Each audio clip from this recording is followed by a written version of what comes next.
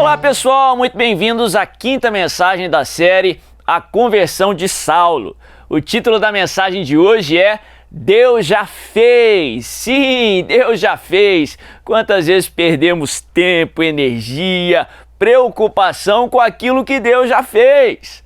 Mas antes de continuarmos, eu quero pedir para que você curta esse vídeo, se inscreva no canal se você ainda não fez e compartilhe esse vídeo para que mais e mais pessoas sejam alcançadas e abençoadas em nome de Jesus. O texto que nós estamos lendo está lá no livro de Atos, no capítulo 9, a partir do verso 1. A Bíblia diz assim: Enquanto isso, Saulo ainda respirava ameaças de morte contra os discípulos do Senhor. Dirigindo-se ao sumo sacerdote, pediu-lhes cartas para as sinagogas de Damasco, de maneira que, caso encontrasse ali homens ou mulheres que pertencessem ao caminho, pudesse levá-los presos para Jerusalém. Em sua viagem, quando se aproximava de Damasco, de repente brilhou ao seu redor uma luz vinda do céu. Ele caiu por terra e ouviu uma voz que lhe dizia: Saulo, Saulo, por que você me persegue? Saulo perguntou: Quem és tu, Senhor?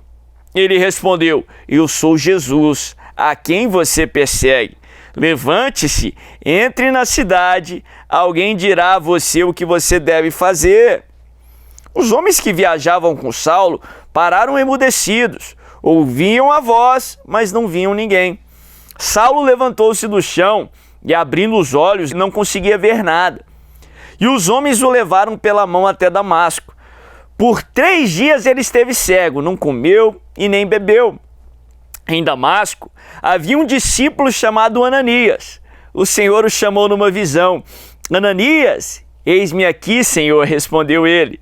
O Senhor lhe disse: Vá à casa de Judas, na rua chamada Direita, e pergunte por um homem de Tarso chamado Saulo. Ele está orando. Numa visão, vi um homem chamado Ananias chegar e impor-lhe as mãos para que voltasse a ver. Respondeu Ananias: Senhor, tenho ouvido muita coisa a respeito desse homem e de todo o mal que ele tem feito aos seus santos em Jerusalém. Ele chegou aqui com autorização do chefe dos sacerdotes para prender todos os que invocam o teu nome.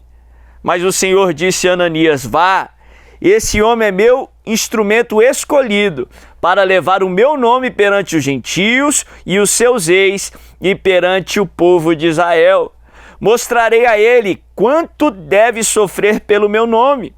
Então Ananias foi, entrou na casa, pôs as mãos sobre Saulo e disse: Irmão Saulo, o Senhor Jesus que apareceu no caminho por onde você vinha, enviou-me para que você volte a ver e seja cheio do Espírito Santo. Imediatamente, algo como escamas caiu dos olhos de Saulo e ele passou a ver novamente.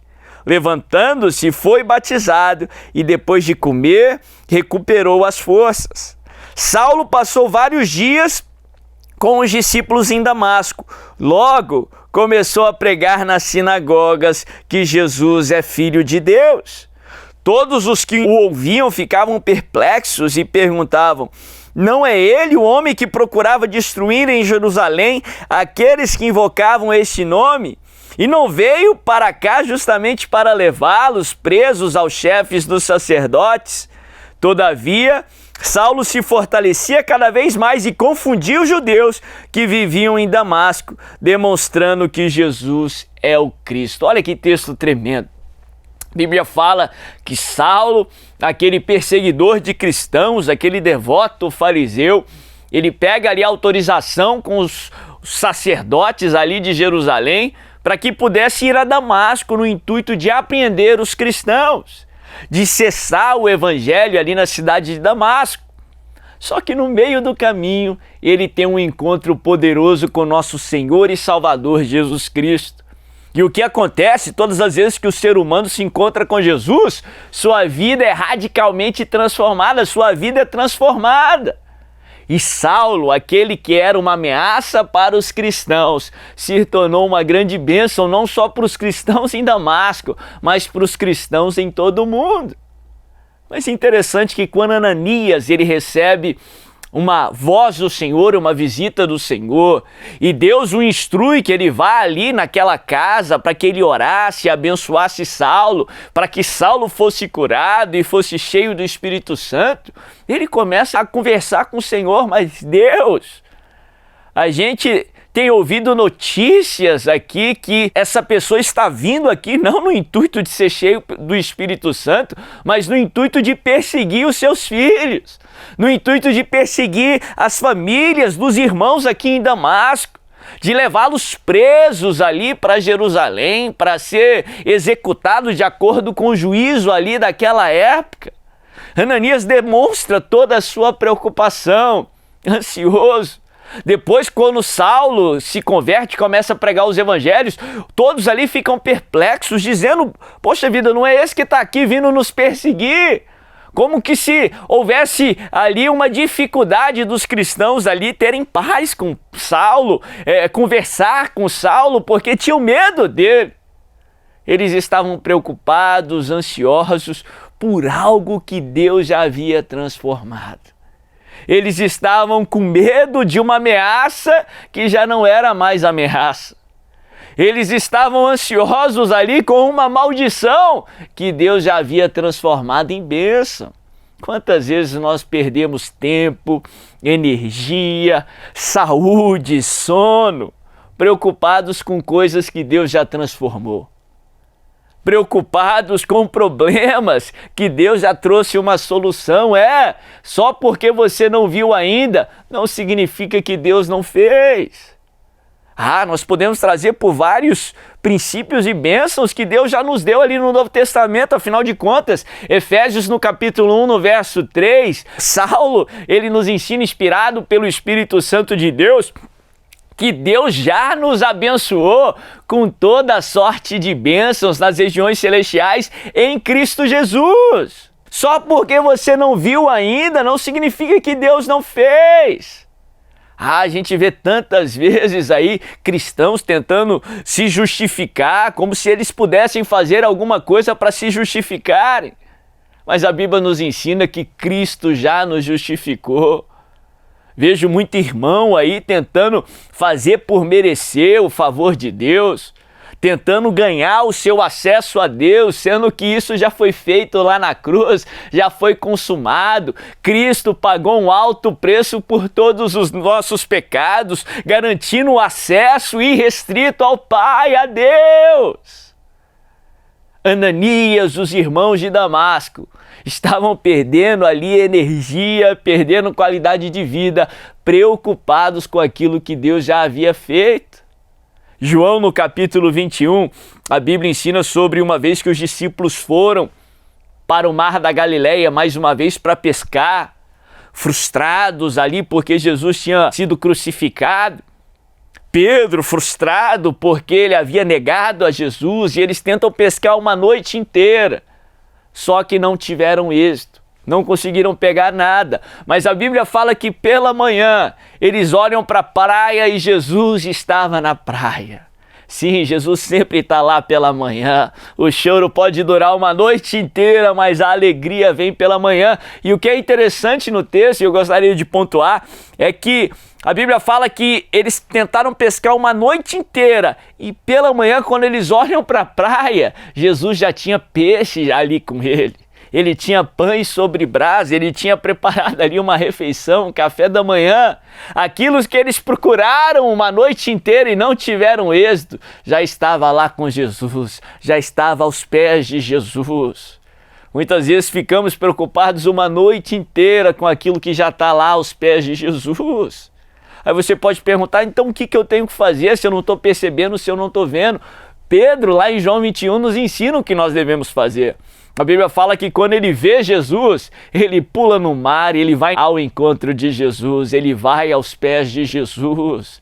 É isso que você deve fazer. Interessante que o próprio mundo natural nos prega essa mensagem. Na nossa forma de contar as horas, um novo dia, um novo momento, ele começa à meia-noite, às 0 horas.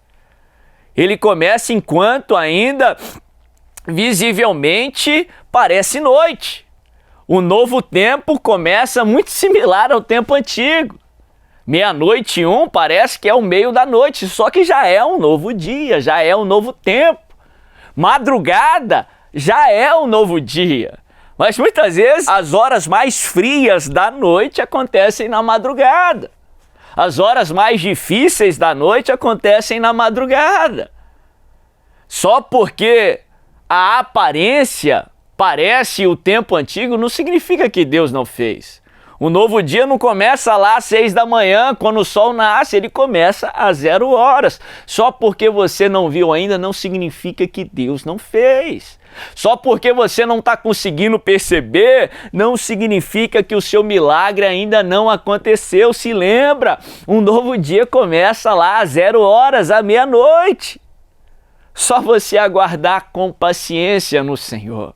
Só você correr para os pés do Senhor Jesus Cristo, porque logo, logo o sol nasce, logo, logo a luz dissipa as trevas, logo, logo fica claro, evidente para todos que é um novo tempo na sua vida, que o milagre aconteceu.